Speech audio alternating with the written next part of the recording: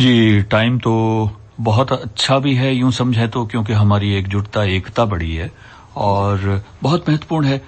Corona warriors की बात हो रही है गौरव, तो इस वक्त बहुत लोग हैं जो प्रत्यक्ष अप्रत्यक्ष रूप से अपना योगदान दे रहे हैं और स्पेशली ये डिजिटल युग है, तो इस डिजिटल युग में हमारे साथ एक महत्वपूर्ण मेहमान है, आशीष खंडेलवाल साहब हैं। आपका स्वागत है साहब। जी, हमारे साथ हैं डॉक्टर आशीष खंडेलवाल। आप सहायक निदेशक जनसंपर्क विभाग में कार्यरत हैं और डिजिटल मीडिया के एक्सपर्ट हैं और डिजिटल मीडिया के जो भी प्लेटफॉर्म्स हैं उनमें विशेष सक्रिय रहते हैं और इसमें विशेष रुचि रखते हैं। आपका स्वागत है कार्यक्रम में। धन्यवाद।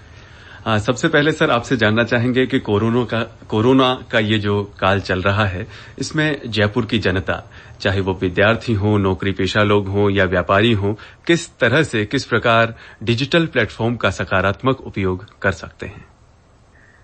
जी, आपने बहुत अच्छा सवाल किया है। जैसा हमने लॉकडाउन 1.0 और लॉकडाउन 2.0 को देख लिया है, तो अब हमें बहुत अच्छे से समझ गए हैं कि इस युग में यदि हमें अपना अस्तित्व बनाए रखना है, अपना सर्वाइवल रखना है, लोगों के टच में आना है, सोशल डिस्टेंसिंग रखते हुए, तो डिजिटल प्लेटफॉर्म्स बहुत जरूरी है। तो ऐसे दौर में जो लोग डिजिटल प्लेटफॉर्म से दूर थे वो लोग भी इसके करीब आ रहे हैं और जो डिजिटल प्लेटफॉर्म्स का सही उपयोग नहीं कर रहे थे वो इसका भी सही उपयोग कर पा रहे हैं। जी, जैसे हम देखते हैं कि इन दिनों सभी के पास वक्त है, समय का वो सदुपयोग कर सकते हैं, तो कैसे उसमें और इजाफा कर सकते हैं? अगर हम बात करें हमारे जो व्यापारी बंधु हैं, जो व्यावसायिक लोग हैं और नौकरी पेशा लोग हैं, विद्यार्थी हैं, वो किस तरह से इस प्लेटफॉर्म का सकारात्मक उपयोग करें, इसके बारे में कुछ?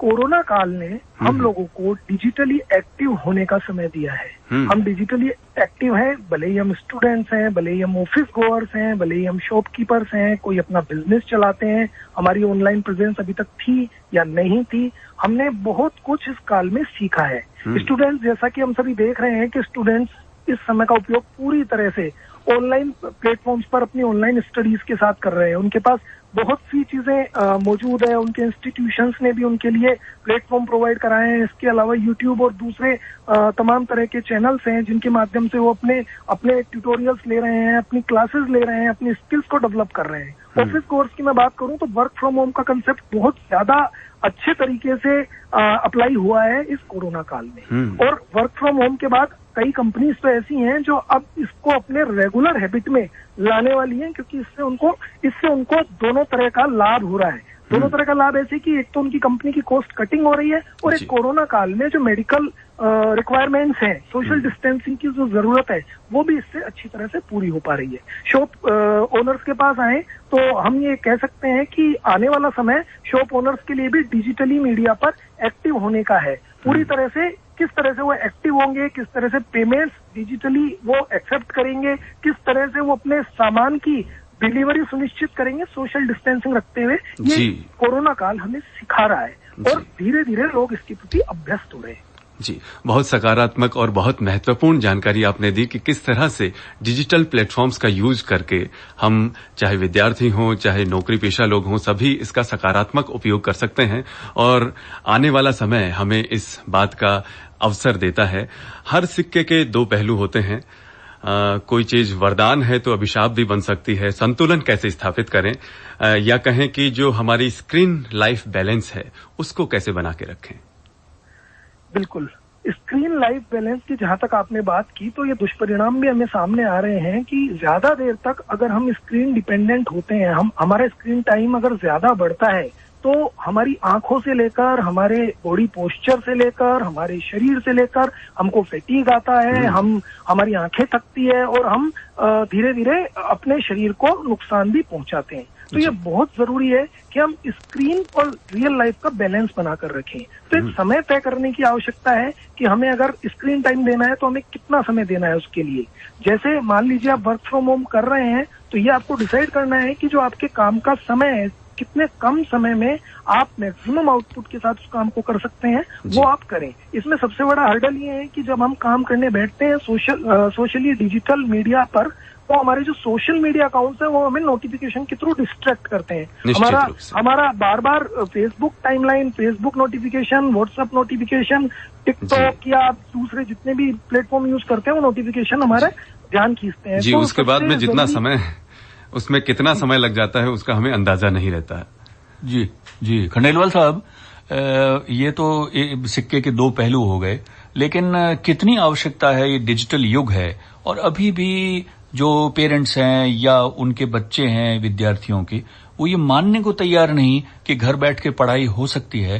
तो क्योंकि ये लॉकडाउन का समय है, क्या पता कितना लंबा हमें खींचना पड़े, ये वायरस हमारी कितनी लंबी परीक्षा ले।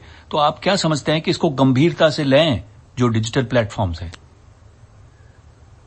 हम सभी ने सुना है कि आवश्यकता आविष्कार की जननी है। तो ये इस काल की आवश्यकता है कि हमें अपनी स्टडीज, हमें अपने पढ़ाई, हमें अपने ट्यूटोरियल, अपने क्लासेस, सब कुछ हमें अभी इस समय ऑनलाइन मीडिया, डिजिटल मीडिया पर ही लेना है। तो हमारे पास दूसरा विकल्प तो बचता ही नहीं है कि हम इससे बचें। तो हम सबसे पहली बात तो ये है कि सभी स्टूडेंट्स को इसके पास आना ही पड़ता है, आना ही पड़ेगा। तो ये पेरेंट्स को भी बहुत अच्छे से ये बात समझनी चाहिए और स्टूडेंट्स को भी ये बात बहुत अच्छे से समझनी चाहिए कि उनको ऑनलाइन मीडिया पर तो आना है। अब वो इसका कितने बेहतर तरीके से इस्तेमाल कर सकते हैं, कितना कम समय देकर मैक्सिमम आउटपुट ले सकते हैं, ये उनकी स्किल्स पे डिपेंड करता है। इसके लिए आत्मसंयम जरूरी है। आप लोग फिजिकल एक्टिविटीज भी करते रहें, घर में तो भी फिजिकल एक्टिविटीज करते रहें, योगा करते रहें, थोड़ा बहुत एक्सरसाइज जो आप करते हैं वो करते रहें, तभी आप इस डिजिटल जो इम्बैलेंस है इसको आप पूरा कर पाएंगे, इसको आप बैलेंस में ला पाएंगे। जी, डॉक्टर आशीष खंडेलवाल, जैसा कि आपने बताया कि वर्क फ्रॉम होम का एक नया ट्रेंड कोरोना काल में शुरू हुआ है, तो अपने आप को हम इस कौशल में निपुण बनाएं और वर्क फ्रॉम होम के जो डिजिटल प्लेटफॉर्म्स हैं उन पे हम क्या-क्या अपनी योग्यता में किस तरह से अपना इजाफा कर सकते हैं, इसके बारे में थोड़ा सा बताएं कि किस तरह से वर्क फ्रॉम होम को आगे बढ़ाया जा सकता है। देखिए, इसके लिए 2 या 3 चरणों में हम अपनी बात को आगे बढ़ा सकते हैं।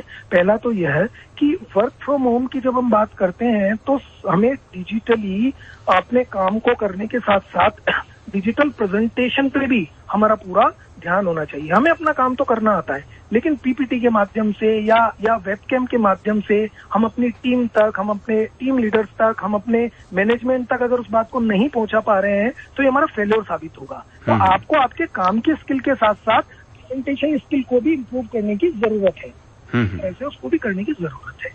दूसरे चरण की अगर हम बात करें तो हम यदि लंबे समय तक वर्क फ्रॉम होम करना चाहते हैं तो अपने घर पर एक वर्क स्टेशन भी बना सकते हैं, जिसमें लैपटॉप के साथ एक फेस कैमरा और एक लैपल माइक भी हम लोग यूज कर सकते हैं, जिससे हम प्रोफेशनल तरीके से बिजनेस मीटिंग्स अटेंड कर सके और उनका आउटपुट बढ़ा सके।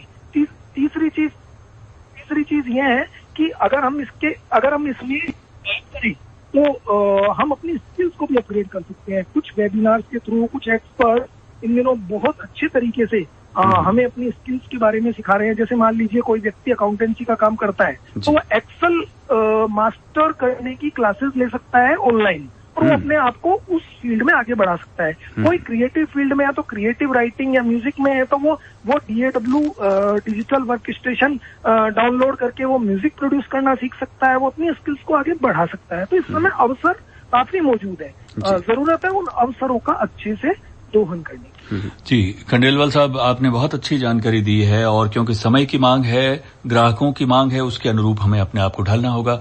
आपने जानकारी दी, हमारे कार्यक्रम में शामिल हुए, बहुत बहुत शुक्रिया। जी, शुक्रिया।